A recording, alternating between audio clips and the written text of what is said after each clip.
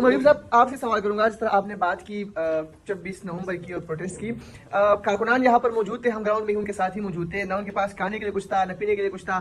آپ علی امین گنڈاپور اور بشرا بیوی سمیت یہاں سے چلے گئے.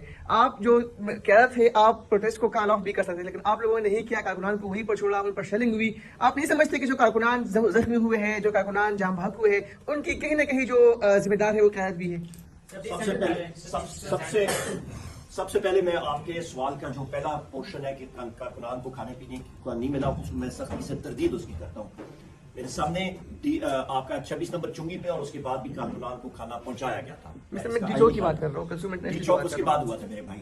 اور اس کے بعد ہم لوگ جب یہاں پہ آئے اور اس کے بعد فائرنگ ہوئی، تو میرا خیال ہے دنیا کا ایسا کوئی فوجی یا کمانڈو نہیں ہوگا کہ وہ دیگیں جو ہیں وہاں پہ وہ کڑچے اس میں مار کے اور بریانی یا چاول وہاں پہ پیکٹ میں دے رہا ہو اور آگے سے فائرنگ ہو رہی ہو. اس طرح نہیں ہوتا میرے بھائی.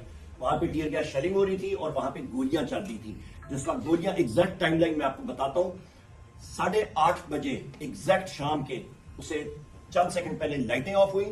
اس کے بعد شدید لائٹ مشین گن آپ کی جو M60 ہے، اس پہ بیلٹ والی مشین گن ہوتی ہے، نیٹو فورسز اسپیشل فورسز استعمال کرتی ہیں، اس کی پہلے فائرنگ شروع ہوئی اور اس کے بعد پھر سنائپر فائر شروع ہوئے اور اس کے ساتھ ساتھ simultaneously long range tear gas shells جو ہیں وہ آنے شروع ہو گئے. ٹیئر گیس شیل کھانے میں ہم نے اتنے کھائے کہ ہمیں پتہ لگ جاتا ہے کہ لانگ رینج ہے، شارٹ رینج ہے، کس قسم کی ہے، پیپر ہے، کیا ہے.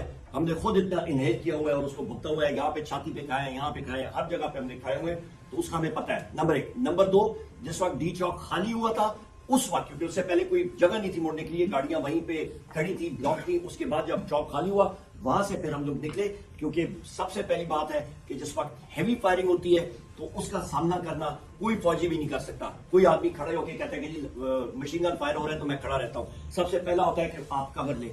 وہاں سے جس وقت لوگ خالی ہو گئے وہاں سے گاڑیاں مڑ کے پھر ہم لوگ وہاں پہ گئے اور ساری میں نے آپ کو جو ٹائم لائن کے ساتھ ایگزیکٹ بتایا ہے کہ ہم پہ اور بشرا بی بی صاحبہ پہ، وزیر اعلیٰ خیبر پختونخوا یمین خان صاحب کے اوپر کتنے اسیسینیشن اٹیمپٹس مختلف جگہوں پہ ہوئے. ان کی پولیس کی اسکواڈ کی گاڑی کو تباہ برباد کر دیا گیا، ان کی گاڑی پہ اٹیک ہوا. میں خود ان کی VIP 1 گاڑی میں موجود تھا، خود دیکھ رہا تھا آنی، مطلب سامنے میری آنکھوں دیکھا حال ہے کیا حالات ہو رہے تھے.